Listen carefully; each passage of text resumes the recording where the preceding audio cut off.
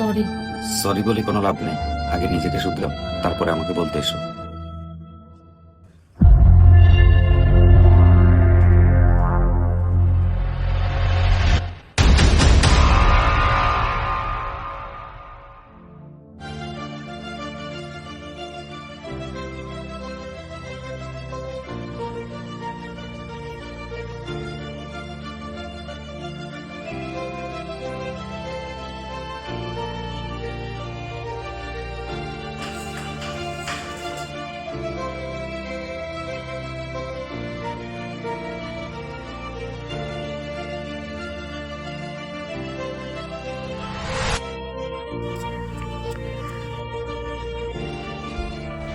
তুমি আমাকে ছেড়ে যাইও না প্লিজ, তুমি আমাকে ক্ষমা করো প্লিজ, তুমি আমাকে ক্ষমা করে দাও প্লিজ, তুমি আমাকে ছেড়ে যাইও না।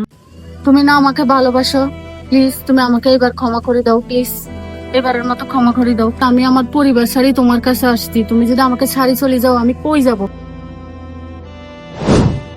আমিও তো তোমাকে ভালোবাসি, কিন্তু স্বামী হিসেবে আমি তোমার কাছ থেকে অতটুকু সম্মান তো আশা করতে পারি, তাই না?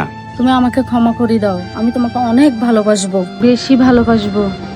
ঠিক আছে, চলো বাসায় যাই।